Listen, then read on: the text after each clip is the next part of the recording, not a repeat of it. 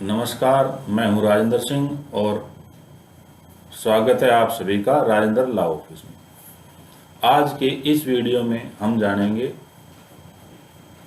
बच्चे को गोद लेने की प्रक्रिया के संबंध में क्या नियम है, कैसे बच्चे को गोद लिया जाता है और क्या होता है गोदना। वीडियो शुरू करने से पहले एक रिक्वेस्ट कि चैनल को सब्सक्राइब जरूर कर लें और वीडियो को लाइक व शेयर जरूर कर दें। चलो शुरू करते हैं आज का वीडियो।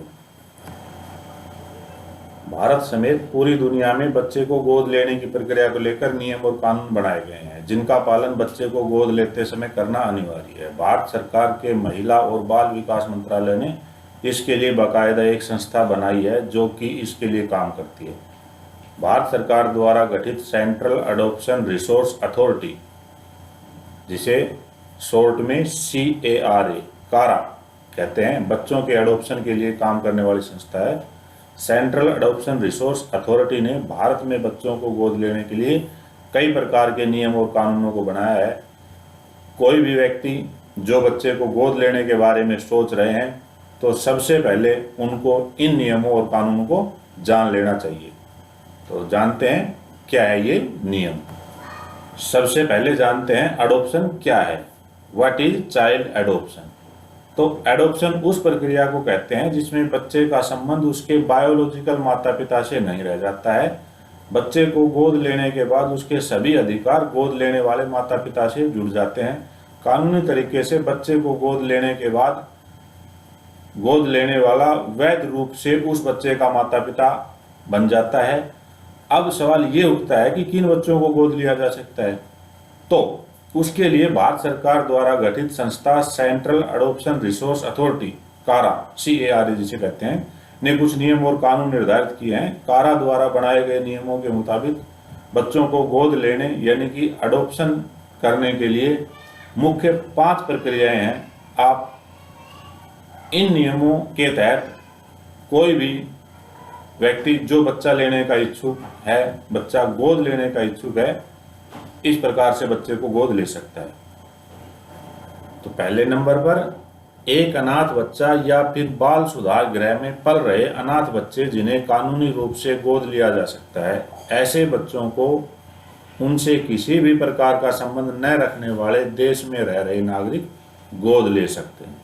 और इसमें दूसरा है अनाथ या बाल सुधार गृह में रहने वाले निराश्रित बच्चे जो कारा के नियमों के तहत गोद लिए जाने के लिए वैध हैं। इन बच्चों को देश से बाहर के रहने वाले लोग कानूनी प्रक्रिया के तहत गोद ले सकते हैं। आगे नंबर 3 पर भारत में रहने वाले नागरिक नियमों के तहत ऐसे बच्चों को भी गोद ले सकते हैं जो देश में ही रहने वाले उनके रिश्तेदारों से जुड़े होते हैं। और इसमें नंबर 4 देश के अंदर रहने वाले सौतेले माता पिता द्वारा बच्चे को गोद लिया जा सकता है।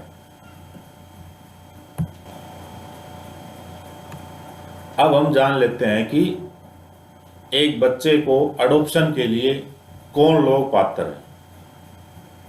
Who can adopt a child. तो भारत में बच्चों को गोद लेने के लिए पात्रता संबंधी नियम कानून बनाए गए हैं जो सभी पर लागू होते हैं। सेंट्रल अडॉप्शन रिसोर्स अथॉरिटी कारा, जो कि भारत सरकार के महिला और बाल विकास मंत्रालय के अंतर्गत काम करती है, ऐसी एजेंसी अडॉप्शन संबंधी प्रक्रिया की निगरानी करती है। सेंट्रल अडॉप्शन रिसोर्स अथॉरिटी, जिसे कारा कहते हैं, शॉर्ट नेम CARA, द्वारा बनाए गए नियमों के मुताबिक बच्चे को गोद लेने के लिए पात्रता निम्न प्रकार से है।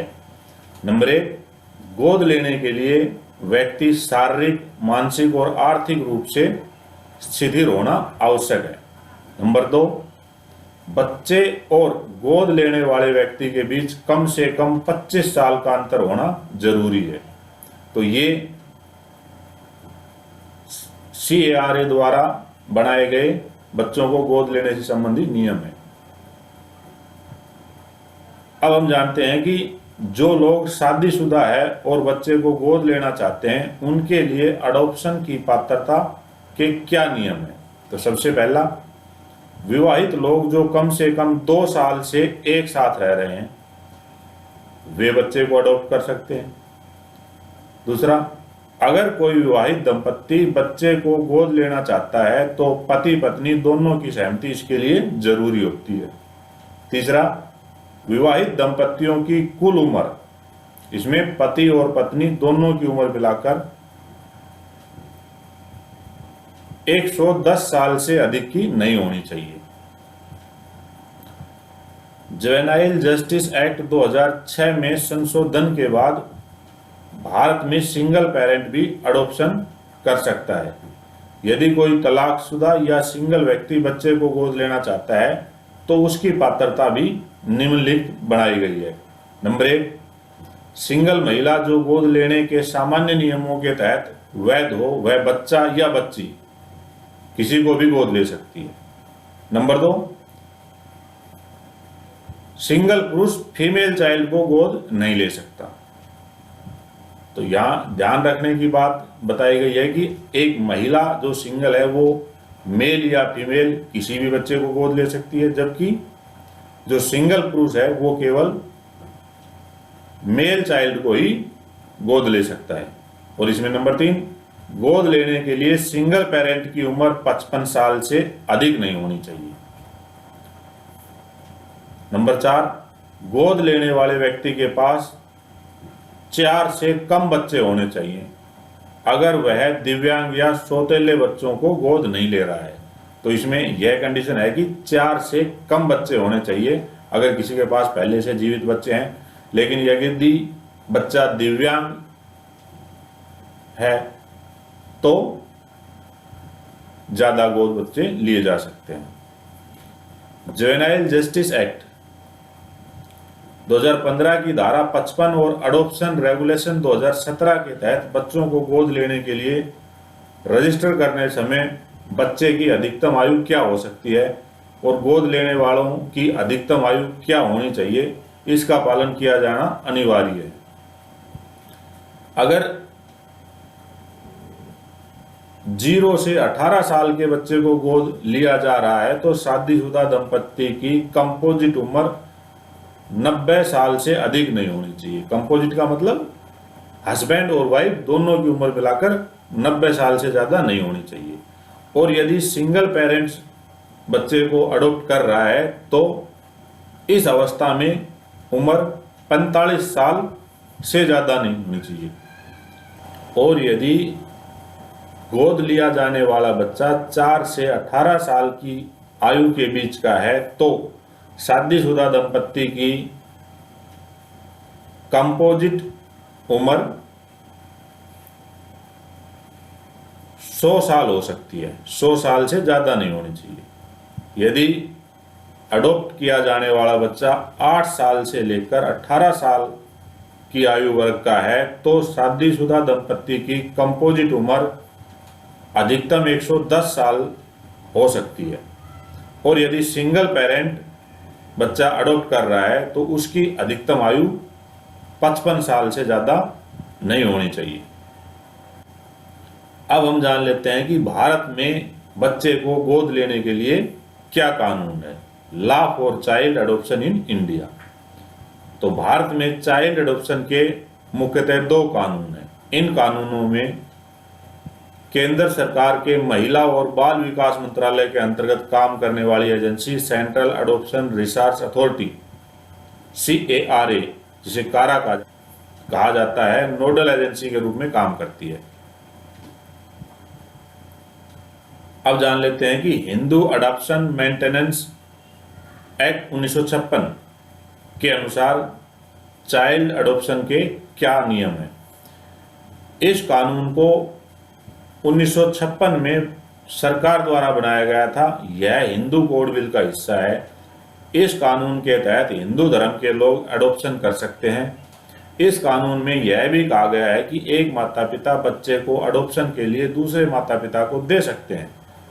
यह एक्ट सिर्फ 15 साल की उम्र तक के बच्चों को गोद लेने की अनुमति देता है और यह सिर्फ हिंदुओं पर लागू होता है। तो हमने जाना चाइल्ड अडॉप्शन के भारत में कानूनों के तहत हिंदू अडॉप्शन मेंटेनेंस एक्ट 1956 के बारे में। अब हम जान लेते हैं कि juvenile justice care and protection act for children 2015 के बारे में, किस प्रकार से बच्चे को गोद लिया जा सकता है। तो यह कानून भारत की संसद में 2015 में पारित हुआ था। इस कानून के तहत सिंगल पेरेंट या फिर विवाहित दंपत्ति दोनों ही बच्चे को गोद ले सकते हैं। अब हम जान लेते हैं कि एक बच्चे को गोद लेने के लिए क्या प्रक्रिया अपनाई जाती है। भारत में बच्चे को गोद लेने के लिए कई प्रक्रियाओं से गुजरना पड़ता है। कानूनी रूप से एक बच्चे को गोद लेने के लिए आपको सरकार के नियमों का पालन करना जरूरी है। Central adoption resource authority CARA की देखरेख में बच्चों को गोद लेने के लिए बनाए गए नियमों का पालन किया जाता है। इसके लिए सबसे पहले बच्चों को अडॉप्शन के लिए देने वाली संस्था के पास रजिस्ट्रेशन कराना होता है, जिसके बाद कई प्रक्रियाओं का पालन करते हुए कोर्ट ऑर्डर के द्वारा बच्चे को गोद दिया जाता है। इस तरह कोई भी व्यक्ति जो सक्षम है और किसी असहाय बालक को पालन पोषण करके उसके जीवन को सुधारने में अपना सहयोग देना चाहते हैं, या कोई उसका अपना निजी कारण है और या फिर उनका कोई अपना बच्चा नहीं है, अथवा उनमें बच्चा पैदा करने की कोई मेडिकल कमी के कारण योग्यता नहीं है, तो उपरोक्त बताए गए नियम कानूनों के तहत ऐसे लोग बच्चे को गोद ले सकते हैं। इससे ना सिर्फ ऐसे बच्चों की जिंदगी सुधरेगी, बल्कि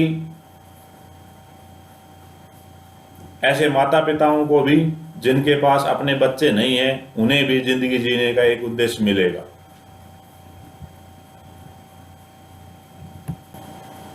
तो इस प्रकार से आज के इस वीडियो के माध्यम से हमने जाना भारत में बच्चों को अडॉप्ट करने के लिए क्या नियम कानून व शर्तें हैं। उम्मीद है यह वीडियो जरूर आपके लिए उपयोगी सिद्ध होगी। वीडियो को लाइक व शेयर जरूर कर दें। चैनल को सब्सक्राइब नहीं किया है तो सब्सक्राइब भी जरूर कर लें, और यदि पहले ही सब्सक्राइब कर लिया है तो आपका धन्यवाद। मिलते हैं फिर इसी चैनल पर और किसी महत्वपूर्ण कानूनी जानकारी के साथ। तब तक के लिए स्वस्थ रहिए व कानून के जानकार बनिए। धन्यवाद।